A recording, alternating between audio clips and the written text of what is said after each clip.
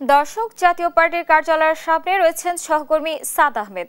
আমরা সরাসরি চলে যাচ্ছি সেখানে। সাদ, কার্যালয়ের সামনে এখন কি পরিস্থিতি দেখছেন, এ বিষয়ে আমাদেরকে বিস্তারিত জানাবেন।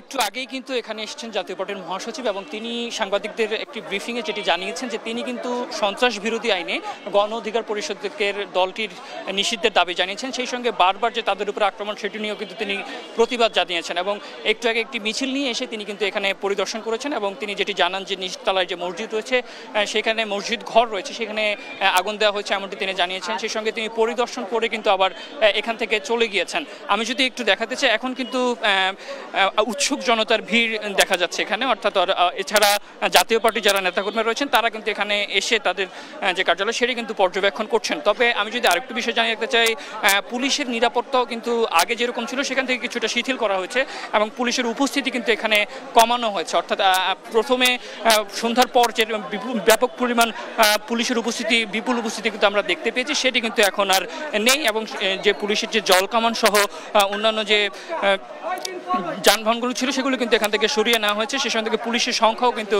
এখান থেকে কমানো হয়েছে এবং এখন কিন্তু পরিস্থিতি কিন্তু অনেকটাই নিয়ন্ত্রণে বলা যায়, শৃঙ্খলা বাহিনীর নিয়ন্ত্রণে। এবং এরপর কিন্তু আর অর্থাৎ সন্ধ্যায় যে সংঘর্ষটি হয়েছিল বিক্ষোভকারীদের সঙ্গে, এরপর কিন্তু আর কোনো সংঘর্ষের ঘটনা ঘটেনি এবং পুলিশ কিন্তু এখনও এখানে তাদের যে অবস্থান সেটি কিন্তু ধরে রেখেছেন। আমি যদি শুরু থেকে একটু বলতে চাই যে আজ কিন্তু গণসংহতি সমাবেশ করে গণ অধিকার পরিষদ এবং সেখানে কিন্তু বেশ কয়েকটি রাজনৈতিক দলের নেতাকর্মীরা উপস্থিত ছিলেন। সেখানে কিন্তু তারা ৩টি দাবি জানায়। সেই দাবিগুলোর মধ্যে জাতীয় পার্টি নিষিদ্ধ সহ নুরুল হক নূরের উপর যারা হামলা করেছে তাদের গ্রেপ্তারের দাবি, সেই সঙ্গে স্বরাষ্ট্র উপদেষ্টার পদত্যাগ, এই ৩ দাবিতে কিন্তু তারা সমাবেশ করে এবং সন্ধ্যা ৭টার পর কিন্তু তারা সমাবেশ স্থল থেকে তাদের কার্যালয়ে যায় এবং সেখান থেকে কিন্তু একটি পক্ষ কিন্তু এখানে আসে এবং এরপরে কিন্তু এই কার্যালয় অর্থাৎ জাতীয় পার্টির যে কাকরাইলের কার্যালয় সেখানে কিন্তু অগ্নিসংযোগের খবর আমরা পাই এবং এখানে এসে কিন্তু আমরা অগ্নিসংযোগ দেখতে পাই এবং পরবর্তীতে কিন্তু পুলিশ কিন্তু এখানে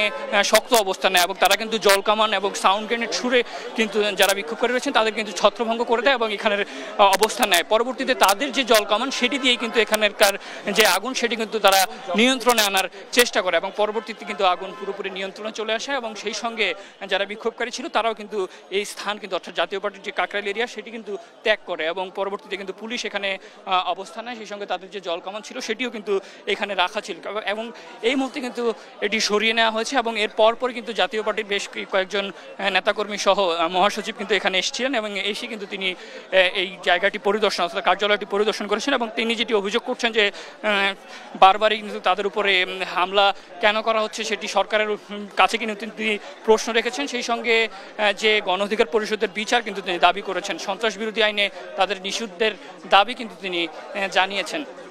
তো এই মুহূর্তে কিন্তু পুরোপুরি আগুন নিয়ন্ত্রণে, সেই সঙ্গে পুলিশের যে উপস্থিতি সেটিও কিন্তু কমানো হয়েছে এবং সন্ধ্যা ৭টার পর যে পরিস্থিতি তৈরি হয়েছিল সেটি কিন্তু এখন অনেকটাই স্বাভাবিক বলা যায় এবং পুলিশের যে জল কামান রয়েছে সেটিও কিন্তু এখান থেকে সরিয়ে নেওয়া হয়েছে। সেই সঙ্গে পুলিশ সদস্যদের উপস্থিতিও কিন্তু আমরা এখন কমতে দেখেছি, অর্থাৎ আগে যে পরিমাণ পুলিশ সদস্যরা ছিলেন তারা কিন্তু এখানে এখন আর দেখতে পাচ্ছি না আমরা। তো এখন কিন্তু উৎসুক জনতা সহ যারা জাতীয় পার্টির নেতাকর্মী রয়েছে তারা কিন্তু এখানে অবস্থান করছেন এবং তারা যে অর্থাৎ জাতীয় পার্টির যে কার্যালয় সেটি কিন্তু তারা ঘুরে ঘুরে দেখছেন। তো এই ছিল রাজধানীর কাকরাইল জাতীয় পার্টির প্রধান কার্যালয় থেকে আমার কাছে সর্বশেষ।